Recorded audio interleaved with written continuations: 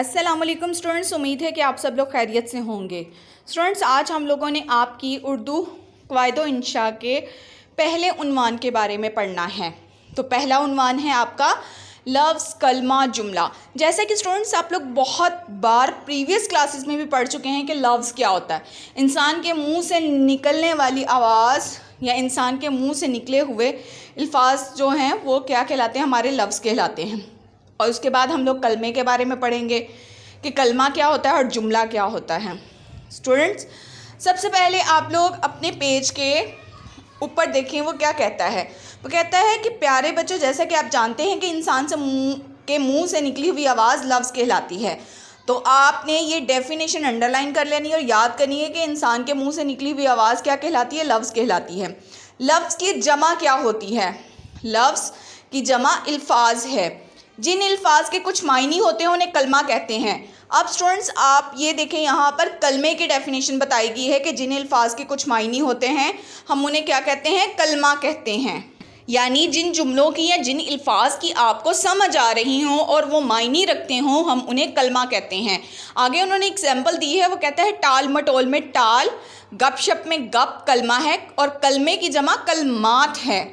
तो स्टूडेंट्स आपको मैं यहाँ पर बता दूँ कि आप इनके अलावा भी अपनी बहुत सारी एग्जाम्पल्स ढूंढ के लिख सकते हैं कलमे की, लेकिन डेफिनेशन यही होनी चाहिए ताकि आपको अच्छे से समझ आए कि जिन अल्फाज के कुछ मायने होते हैं हम उन्हें कलमा कहते हैं और लफ्ज़ वो होता है जो इंसान के मुंह से निकली हुई आवाज़ होती है। ठीक है, तो स्टूडेंट्स आपको लफ्ज़ और कलमे की अच्छे तरीके से समझ आ गई है। आइए अब हम लोग मोहमिल की तरफ चलते हैं। मोहमिल किसे कहते हैं?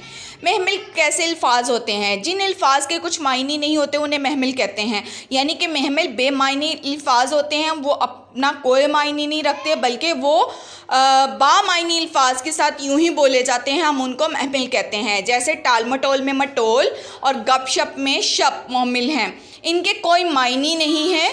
ठीक है स्टूडेंट्स, आपको महमिल की समझ आ गई है, डेफिनेशन है इसकी। अब आगे देखें वो आगे क्या कहता है। जो अल्फाज इस तरतीब से लिखे गए हों कि इनसे कोई मतलब भी निकलता हो तो उसे जुमला कहेंगे। अब वो जुमले की तरफ आता है, यानी कि ऐसे अल्फाज जो इस तरतीब से लिखे गए हों कि उनका मतलब समझ में आ जाए, हमें पूरी बात समझ में आ जाए, हम उसे क्या कहेंगे, जुमला कहेंगे। और जुमला अल्फाज का मजमुआ होता है, ऐसे अल्फाज का मजमुआ होता है जिससे कोई बात समझ में आ रही हो। तो स्टूडेंट्स आपने देखा कि लफ्ज़, कलमा, जुमला और लफ्ज़ क्या होते हैं। इसी तरीके से आपने मोहमिल की भी अच्छे से डेफिनेशन याद करनी है। अब स्टूडेंट्स नीचे देखें, उसने कुछ जुमले दिए हुए हैं जो कि बामायनी है और उनकी बात हम तक समझ में भी आ रही है। लड़की ने खाना खा लिया, बच्चों ने स्कूल का काम कर लिया था, आज स्कूल में छुट्टी है, आज वो खूब खेलें कूदेंगे, बच्चे स्कूल नहीं जाएंगे। इन जुमलों के अल्फाज को अगर बग़ैर तरतीब के लिखा जाए या कुछ लफ्ज़ कम कर दिए जाएँ तो वो बामायनी जुमला नहीं रहता। जैसा कि आपको अगले पेज पे कुछ जुमले नज़र आ रहे होंगे जो बिल्कुल बेतरतीब के साथ लिखे हुए हैं, यानी कि वो बेतरतीब हैं और उनकी समझ नहीं आ रही है। जैसे लड़की है, लिया, खा, खाना, ने, तो आपको इससे कतन समझ नहीं आ रही क्या लिखा गया है और क्या कहा जा रहा है।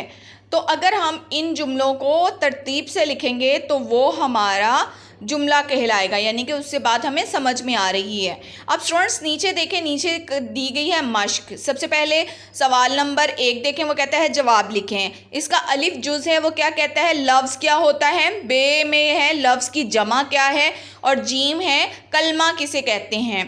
तो स्टूडेंट्स आपने इन तीनों के बारे में अच्छे से अभी पढ़ा है, तो अपने दिमाग पर ज़ोर डालें और बताएं कि लफ्ज़ क्या होता है, लफ्ज़ की जमा क्या है और कलमा किसे कहते हैं।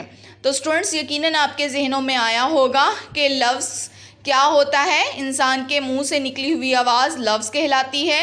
लफ्ज़ की जमा क्या है, लफ्ज़ की जमा अल्फाज है। कलमा किसे कहते हैं, कलमा ऐसे अल्फाज का मजमुआ जिससे कोई बात पूरी तरह समझ में आ जाए, यानी बामायनी अल्फाज को हम कलमा कहते हैं।